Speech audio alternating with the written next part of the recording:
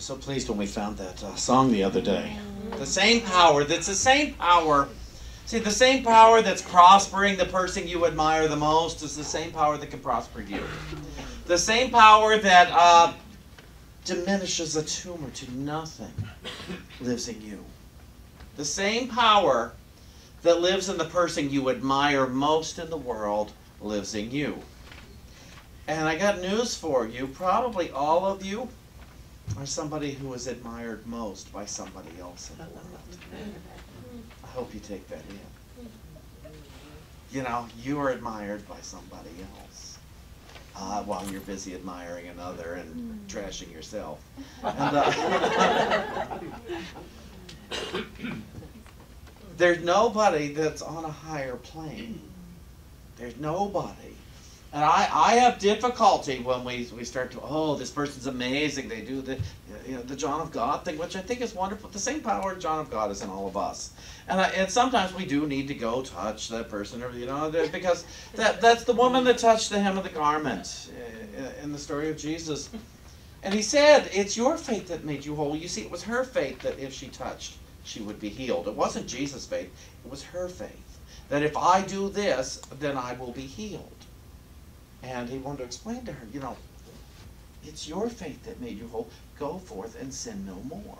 Come see my show. I'll tell that story in a different way. But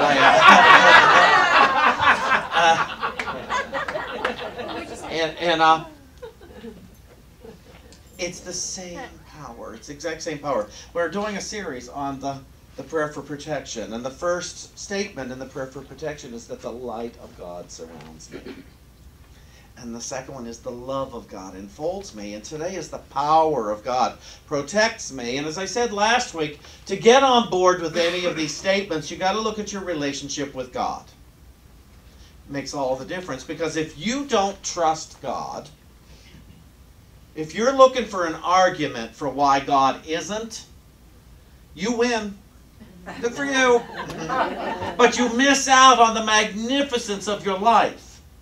You don't have to use the word God. You can find another word that means the same thing. But to keep fighting, religion is bad, who cares? Don't practice religion then, but practice God, practice truth, practice principle.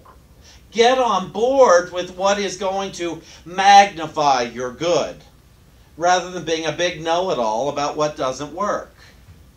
I used to sit in bars with people like you, and not you necessarily. But I used to sit in bars and we talk about how bad the Bible was and how bad religion was and how they're ruining it. Well, baloney. Baloney. Find your own. Find principle. That's when I got on board with this, is when I heard that God was principle. God is law. God is truth. God is peace. God is joy. Nowhere in our teachings does it say that God likes me. Do you know that? And I don't get up here and say God likes you. God is love. And that ought to be good enough. God can't not love me. Because God is love itself. Remember, God's just a word we made up to communicate. It's a word we made up. God didn't come down from the mount. God didn't say, you will call me God. No, we made it up, and it actually came out of a more guttural vibration in ancient times, meaning good, good. So clearly German, and but the vibration is what stayed. And then we fouled it all up by trying to convince ourselves that there was an absence of good. Absence of the good, because if I look around me, I'm going to believe there's an absence of good. My goodness, there's potholes out there. How could there be potholes in God's perfect world unless I was an evil sinner? How could there be a shortage of something unless I was bad? Or God was bad, one or the other. How could there be an absence of any good thing? Well, what if there was no absence of any good thing? What if there is not an absence of any good thing? And otherwise, it's just experience. It's just experience. What's the old joke about the wealthy man? He wants all his money turned, because he's getting ready to die, and he wants all his money turned into bricks of gold. He wants them packed in his trunk because he's going to take it with him. He's going to take it with him. He's convinced he's going to take it with him. And so all his money is converted into these gold bricks, packed away into a big trunk.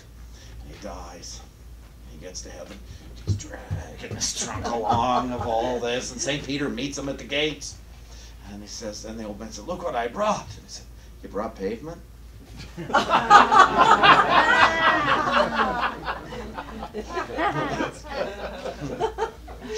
just a little joke. The stuff we value right now probably isn't so valuable in the big picture. That I can find a way to love him and him to love me through our personalities. That's valuable. That my judgments about him doesn't diminish him or enhance him in the least. And that's the same for all of us. That my opinions of this floor don't matter in truth.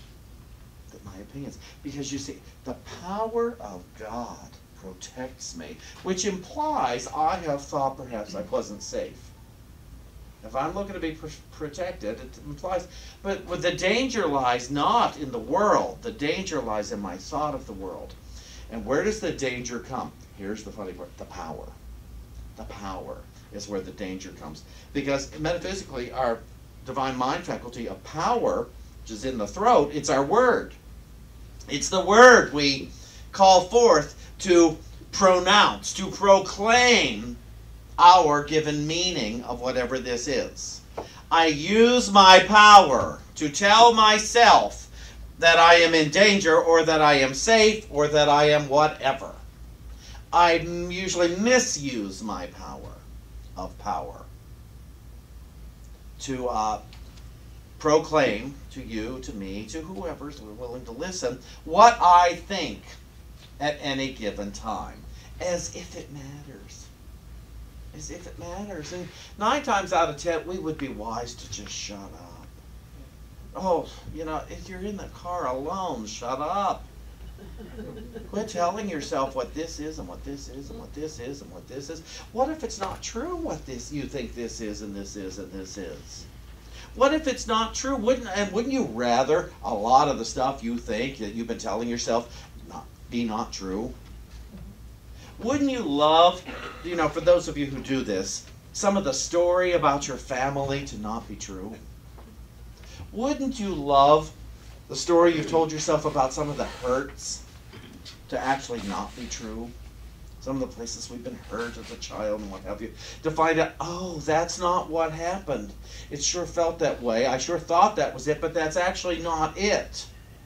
Because you see, if it's true, and I prefer to believe it's true, that as God is for me, nothing could be against me. As God is for me, nothing could be against me. Well, then how could it be that that event was against me? How could it be that this thing, how could it be then that alcoholism and drug addiction and all that stuff be against me? How could it be that the way you look at me, whoever that you are, looks at me, hates me? How could it be? It couldn't be. It just couldn't be that something is against me. Don't get me wrong here. I will go from here, and somebody will look at me in a peculiar way, and I will forget, at least once today. I'm pretty sure that. It doesn't matter, though, because you see, whatever I'm proclaiming less than the perfection of God isn't true. We're clear on that. Whatever you proclaim about your body, your mind, your life, if it is less than the perfection that you are, which is the perfection is good, if you proclaim less than that, it isn't true. So we don't have to worry about it. However, we are likely to try to convince ourselves that it is. We're likely to try to convince ourselves that our pain is true rather than it is an experience. My pain is just an experience. My life is just an experience. My body is an experience. My relationship with every single one of you is an experience. Now, I got up on that stage last night, and I told things that I thought were pretty funny, and most people seem to agree.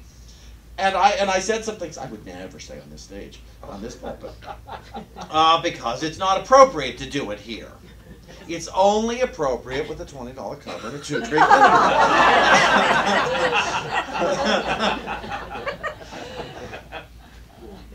And so, those things I said last night, most of them are not true. But they are things that have deeply affected me over the years, and so I got to find a way to express them, to hopefully make us all laugh and think a little differently. Here I look for a different way to express. Imagine if we all said what we meant instead of what we're thinking. Imagine if I could communicate to you exactly what I mean, rather than hoping you will interpret what I mean. Because I'm afraid you won't like me if I actually say what I mean. You know, I'm afraid you'll run from me. You know, I don't have the words to express the honest-to-goodness love that exists between us. And if I tried, it might freak you out and you would run away. Like he almost did at the beginning. Because I couldn't say what I meant. I remember years ago, I was building a mentor relationship. This guy was mentoring me. And I couldn't tell him because I was afraid to say, I really like hanging out with you. I don't want a romantic relationship. It has nothing to do with that. I just want to hang out. But I was using another excuse to get together. And what he heard was the dishonesty. And he freaked out a little bit. And so he made another assumption based on his fears. And so what I thought, okay, I was afraid to say, I just want to hang out with you because I think you're amazing. And I like myself better when I hang out with you. Couldn't say that because I was afraid I'd be rejected for that. I ended up being rejected anyhow. You see, the thought I was holding the strongest. And what if we could say what we mean? And sometimes I think we do say what we think we're saying what we mean when we're clearly not. And I can tell you how you can know. Look at the results you're getting back.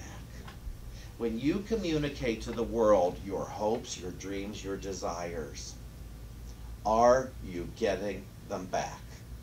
Are you manifesting what you think you're asking from the universe? If you're not, you're probably not asking clearly. You're probably not telling the universe what you want, even though it seems like it.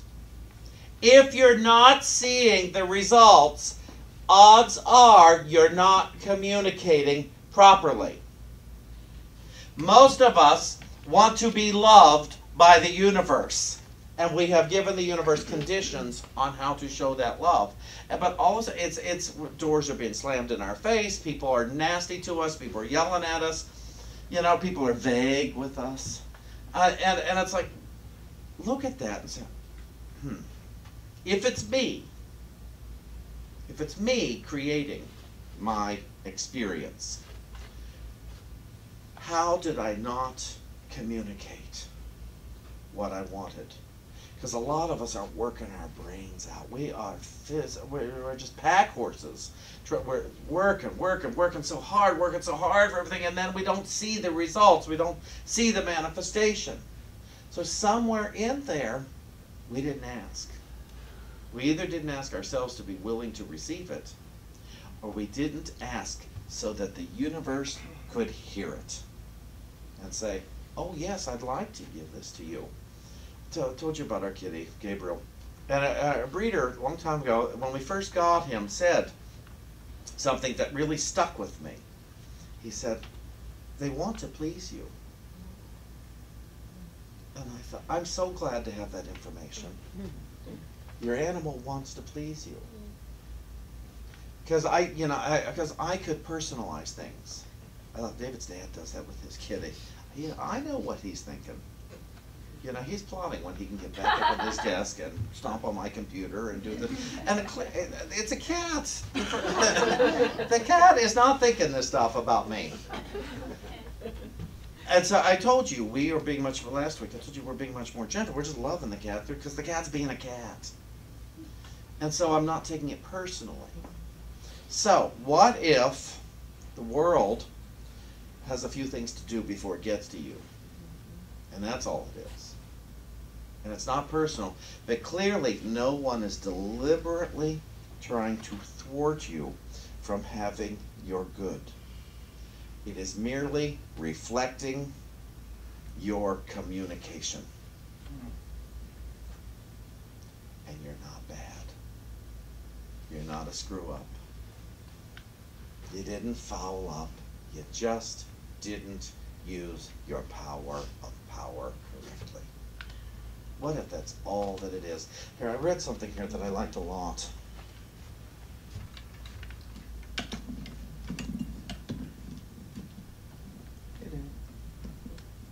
My next trick. Oh, come on, I'm a professional. I read this in Holy Spirit's interpretation of the New Testament back in the book of the first book of John, not the Gospel of John, but the first book of John, chapter 1, verses 1 through 4. It says, "We proclaim the word of life." This is a sentence of self-acceptance. This is a sentence that comes upon your heart as you look within and see that which you find there. That which you find is love, and it is you. That which you find is life, and it is you. That which you find is beyond description, and so we simply call it the Word, and that which you find is you. God is light. In God there is no darkness at all. What then is God? God is an awareness that is pure, because it looks on only that which is wholly true. This is God. And God, as an awareness, exists within you. God is our own soul, the heart of our truth, the spirit that endures forever without end. God is all that is true. And that which is true overlooks the false, because the false has no meaning in the light of truth. To know thyself, return the mind to God. This is done in a moment of peace when God is your only desire. Imagine that the desire to know God ranks first. The desire to know principle, which is the same as to know God, ranks first.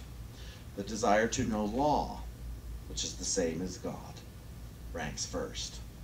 The desire to know truth, which is the same as God, ranks first, before your desire to experience anything on earth. Imagine that your desire to be is more important, or at least ranks first, over the desire to be something. The desire to be.